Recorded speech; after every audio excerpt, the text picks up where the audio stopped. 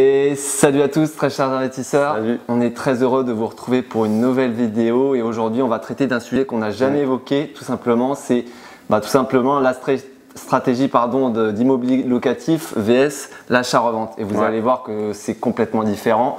Vous avez peut-être déjà des connaissances à ce sujet, mais on va essayer de vous donner pas mal d'informations et de vous dire concrètement quelle situation est la mieux adaptée à votre situation. Ouais, comme tu as dit, de toute façon, on va vous énumérer vraiment les avantages et les inconvénients pour chaque type d'investissement. Mais tout d'abord, il faut savoir que vraiment, ça va dépendre tout simplement de vos objectifs de vie, en termes même de business, combien d'argent vous voulez faire. Est-ce que vous voulez vous faire vraiment des compléments de revenus ou même passivement un peu de cash flow tous les mois, ou vraiment si vous voulez faire de l'argent rapidement. Et dans ce cas-là, vous serez peut-être plus orienté à de l'achat-revente. Avant de commencer dans le vif du sujet, juste pour information, je ne sais pas si vous le savez déjà, nous, voilà, on est investisseurs depuis 2019. Ouais, c'est ça. Voilà, on est spécialisé dans l'immobilier locatif, donc effectivement, on va essayer d'avoir un maximum de recul et d'avoir une vision neutre par rapport à l'achat-revente qui n'est pas notre stratégie de base. Exact. Et notamment vous dire vraiment avec un maximum de recul pourquoi l'achat-revente c'est intéressant, pourquoi c'est moins intéressant, et pareil pour l'immobilier locatif, comme tu l'as très bien dit, il y a des avantages et des inconvénients pour chaque stratégie et on va essayer de vous apporter un maximum de recul. Et avec le peu qu'on sait, parce que comme on vous a dit, on n'est vraiment pas expert dans l'achat-revente puisqu'on n'en a pas fait et à chaque fois on vous dit vraiment ce que nous on sait en termes d'immobilier, etc. Donc vraiment avec le peu de recul qu'on a, et on va vous comparer justement ce qu'on a pu apprendre au cours de nos différentes vidéos qu'on a peut-être vues sur YouTube et expérience avec d'autres investisseurs. Donc on va vous énumérer tout ça. Ouais, c'est ça. Tout d'abord, l'immobilier locatif, j'imagine que vous le savez, j'espère que vous le savez, c'est quoi concrètement? Tout simplement, vous voulez investir dans de la pierre, vous voulez faire soit en nom propre, soit en SCI pour des raisons diverses et variées, ça peut dépendre. Vous investissez dans soit un appartement type colocation ou même studio T2 ou autre, ou voire même un immeuble de rapport si vous avez un maximum de budget pour pouvoir soit avoir un complément de revenus ou tout simplement si vous voulez vivre de vos rentes. Bon, il faudra peut-être plusieurs appartements, je pense, pour atteindre cet objectif-là, mais voilà, l'immobilier locatif c'est ça, et vous allez voir que c'est une stratégie ultra redoutable pour plusieurs raisons. Et effectivement, l'achat-revente, qu'est-ce que c'est? Vous investissez, pareil, c'est la même base, vous investissez dans soit un appartement, voire même un immeuble de rapport. Vous faites les travaux parce que vous allez voir que la stratégie d'achat-revente, généralement, c'est plus intéressant de faire des travaux. Et tout simplement, une fois que vous avez tout fini, l'immeuble est prêt à être vendu et vous essayez de vendre avec de la plus-value. Après, il y aura une petite distinction entre le fait de faire un achat-revente pour votre résidence principale et le fait de faire ça de manière professionnelle en marchand de biens. Tout à fait, il y a une grosse différence. Voilà. Exact. Donc voilà, juste avant de vous dire un peu les avantages et inconvénients de chaque stratégie, juste rappeler que, je crois que tu l'as très bien dit, ça va dépendre de vos objectifs. Quels sont vos objectifs? Est-ce que c'est du court terme ou du long terme? Pour du court terme, ce sera peut-être plus de l'achat-revente que du long terme, ce sera plus de l'immobilier locatif. Quelles sont vos connaissances? Vous aurez besoin davantage de connaissances pour de l'achat-revente que pour l'immobilier locatif. Si vous débutez, vous pouvez vous satisfaire de très peu de connaissances. Ensuite, tout simplement de votre situation financière. Si vous faites de l'achat-revente de manière professionnelle, on va y venir, il vous faudra un minimum de pécule financier pour justement pouvoir être à même à faire de l'achat-revente. Donc tout simplement, on va commencer par le fait d'investir dans l'immobilier locatif. Bon, vous savez très bien, si vous investissez correctement et que vous arrivez à vous dégager des revenus, donc du cash flow positif, voilà, tout simplement, c'est des revenus réguliers. Soit c'est un petit complément de revenus, ça va être peut-être 200, 300, 400 euros, voire même de gros montants si on parle plus pour de la FCD colocation. Mais voilà, c'est quelque chose que vous avez tous les mois. Une fois que vous avez fait votre investissement, que vous avez réalisé les travaux, c'est limite, ça se gère un peu tout seul. Bon, si vous le gérez vous-même ou délégué, on va en parler, mais du coup, c'est ça qui est top. Autre gros avantage de l'immobilier locatif, c'est que vous avez un gros effet de capitalisation sur le long terme, c'est-à-dire que tout simplement d'ici 10, 15, 20 ans, vous allez amortir votre bien forcément en fonction du crédit que vous avez pris. Et tout simplement, c'est une stratégie redoutable puisque vous avez investi via un financement, c'est pas vous qui avez mis forcément de l'apport et donc vous avez un effet de levier ultra puissant tout simplement. Et puis effectivement, quand je dis capitalisation, vous avez l'amortissement, vous avez le cash flow. Si vous faites bien les choses, vous pouvez avoir 500, 1000 euros, 2000 euros de cash flow en fonction de si c'est un appartement ou un immeuble de rapport et en fonction des stratégies de location, si vous faites de la LCD, de la colocation ou de la stratégie meublée classique. Voilà, et aussi vous avez une plus-value latente potentielle à la revente. Donc imaginons que pendant 15 ans, vous gardez votre bien, donc pendant 15 ans, vous aurez amorti votre bien. Pendant 15 ans, vous aurez généré énormément de revenus grâce à votre cash flow, d'accord? Et au bout de 15 ans, vous ne savez pas, le marché immobilier, généralement, il tend à augmenter, il tend à évoluer dans le bon sens. Et tout simplement, vous revendez avec une grosse plus-value. Donc, c'est pour ça que je dis que l'immobilier locatif, c'est vraiment super intéressant en termes de capitalisation. Vous ne pouvez pas faire beaucoup mieux, quoi. Ouais. Et tu parlais notamment d'effet de levier, effectivement, sur le long terme. Vous avez aussi un autre effet de levier par rapport à la banque lorsque vous avez donc un financement à 110%. Donc voilà, c'est limite, vous ne mettez quasiment rien de votre poche. La banque vous finance absolument tout. Donc après, ça dépend forcément en fonction du projet et donc du montant qui va vous être financé. Et vous avez donc cet effet de levier par rapport à ce montant-là sur, effectivement, comme tu l'as dit, sur le long terme. Donc c'est vraiment une force non négligeable, surtout quand vous avez quasiment aucun pécule d'argent. Pas trop de budget. Voilà, pas trop de budget au départ. Ouais, c'est ça. Autre avantage et pas des moindres, bah, tout simplement, c'est vrai qu'on l'a évoqué, c'est que vous avez une certaine passivité en termes d'investissement. C'est pas comme de l'achat-revente, on va y venir, où vous avez quand même un minimum de travail. Là, vraiment, l'immobilier locatif, vous avez certes un gros boulot lors de l'achat du bien, voire même des travaux, et puis la mise en location, ça demande un certain travail. On est bien placé pour le savoir. Ouais. Par contre, après, nous, c'est le cas. Ça fait 1 an que nos appartements, même que ce soit meublé classique, LCD ou colocation, ça fait 1 an qu'ils sont tout simplement loués. Et effectivement, il y a un peu de gestion, mais franchement, après, c'est que du passif, quoi. Ouais, l'argent tombe chaque mois. Et puis enfin, pour vraiment finir, tout à fait, la gestion, vous en avez si vous voulez vraiment gérer de vous-même, mais ça peut se déléguer encore une fois.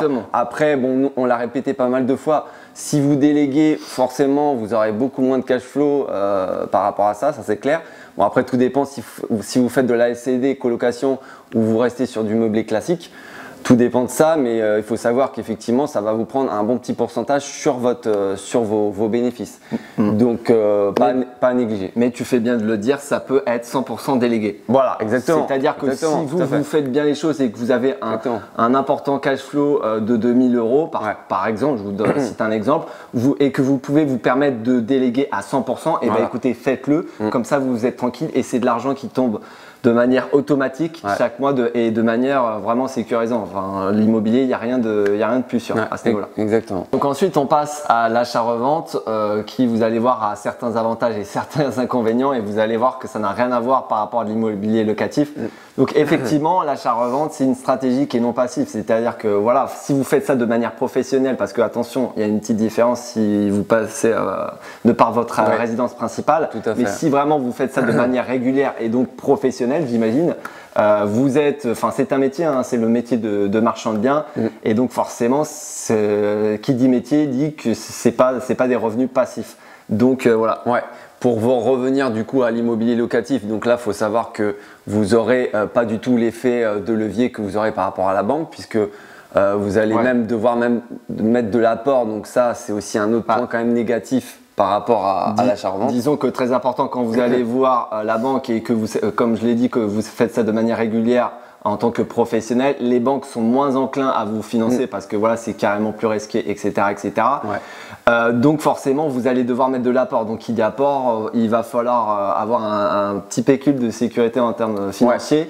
Pour pouvoir justement enchaîner les investissements. Et attention, il y a une différence tout autre si vous faites via une résidence principale. Oui, tout à fait. Et notamment, pour rebondir encore sur l'immobilier locatif, en termes de gestion, vous savez très bien que si vous réalisez un achat-revente, vous revendez tout de suite. Donc le but du jeu, c'est de revendre le plus vite possible. Bon, en faisant bien les choses, j'entends. Mais du coup, vous n'avez pas cette partie de gestion locative qui peut être assez contraignante en termes de boulot et de temps par la suite. Ça, c'est clair. Ensuite, l'achat-revente, il faut savoir que c'est beaucoup moins facile de déléguer forcément parce que forcément, il y a beaucoup plus de petites tâches au quotidien à faire que vous avez dans l'immobilier locatif et quand vous avez loué tous vos appartements, etc. etc. Vous pouvez déléguer un maximum, mais dire. c'est très difficile et ça va vous demander justement de sacrifier, je pense, une certaine plus-value. C'est surtout que ça va vous grignoter quasiment, enfin peut-être pas tous vos bénéfices que vous alliez vous faire sur ce projet-là, mais je pense une grande partie, parce que si vous déléguez de l'architecte à celui qui va peut-être gérer qui va faire vos plans, après celui qui va peut-être gérer vos travaux, etc., jusqu'au jour de la vente, je pense que ça peut prendre un bon pourcentage. Ouais. Exactement. Sinon, voilà, l'achat-revente, c'est une stratégie ultra vraiment puissante, redoutable qu'on recommande à des investisseurs aguerris. Ouais. Pourquoi? Parce que vous gagnez, au bout d'un an, vous faites toutes vos démarches, toutes vos actions. Et au bout d'un an, vous gagnez un petit pactole, voire même un gros montant d'argent. Si vous faites bien les choses, vous pouvez gagner 50 000, 80 000, voire même 100 000, voire même plus d'argent. Vraiment, et c'est de l'argent liquide pour le coup. Ouais, je pense que c'est surtout ça le point important sur l'achat-revente. C'est effectivement, je pense qu'au départ, si c'est pas pour de l'ARP, effectivement, vous pouvez vous faire financer à 110% par une banque. Effectivement, il faut avoir quand même un bon pécule de matelas en termes de trésorerie pour pouvoir financer ce genre de projet en tant qu'apport par rapport à la banque. De deux, je pense qu'on l'a dit, de toute façon, il vous faut une sacrée bonne expérience et un sacré bon réseau pour amener à bien ce genre de projet.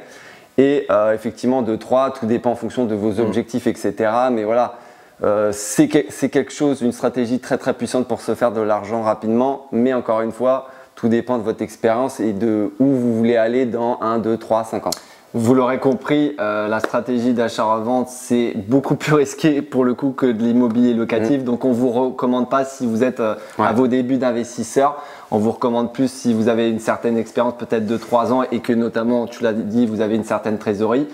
Par contre, effectivement, si vous voulez faire de l'achat-revente, par exemple pour votre résidence principale, c'est-à-dire que vous achetez pour habiter dedans, je ne sais pas, je vous donne un exemple, pendant 1 an, voire même 1 an et demi, 2 ans, et que vous voulez revendre tout simplement pour obtenir de la plus-value et puis enchaîner dans une autre résidence principale et pourquoi pas faire la même chose. Attention, il faut avoir des excuses valables parce que voilà, vous ne pouvez pas faire tout et n'importe quoi. Bref, c'est pas l'objet de cette vidéo.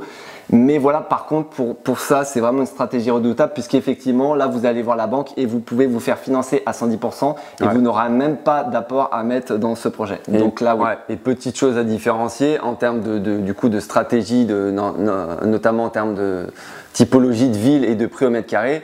Il faut savoir, je pense qu'on vous en a déjà parlé dans d'autres vidéos, mais que l'immobilier locatif, si vous cherchez de la rentabilité et du cash flow, vous allez plus vous orienter vers des petites moyennes villes avec des prix aux alentours de 1 000 € jusqu'à aller peut-être 2 000 € du mètre carré. Et vraiment pour de l'achat-revente, vous savez très bien que du coup, votre bénéfice, vous le faites sur la négociation et notamment sur les travaux, parce que les prix au mètre carré sont quand même plus conséquents et du coup, vous allez vous faire votre beurre par rapport à ça, mais du coup, vous serez plus orienté vers des moyennes grandes villes. Exactement. Donc voilà, pour conclure, faites de l'immobilier locatif si c'est carrément plus intéressant pour commencer. Donc si vous êtes dans vos débuts d'investisseurs, commencez par l'immobilier locatif, on vous recommande. Si vous êtes expérimenté, pourquoi pas, ça peut être intéressant. Enfin voilà, attention, après c'est de manière régulière, vous devenez marchand de biens, etc. Dans ce cas-là, je vous conseillerais de vous orienter vers des formations qui font notamment informez-vous, le fait d'être marchand de biens, parce qu'il faut quand même avoir une très très bonne expérience et des connaissances. Donc comme nous on a fait pour du locatif, faire la même chose pour du marchand de biens. Sinon, dernier point et grosse astuce qu'on peut vous donner, c'est tout simplement vous pouvez mixer les deux stratégies. C'est-à-dire que voilà, vous avez peut-être 2-3 ans d'expérience, vous avez déjà plusieurs biens immobiliers, que ce soit des appartements, je ne sais pas, 3-4 appartements ou plusieurs tout simplement immeubles de rapport. Et tout simplement, vous êtes dans l'obligation d'arbitrer. Pourquoi? Parce que votre situation fiscale a changé, parce que l'évolution du marché a changé, c'est-à-dire que les prix ont super augmenté dans votre ville et que vous pouvez revendre avec une énorme plus-value.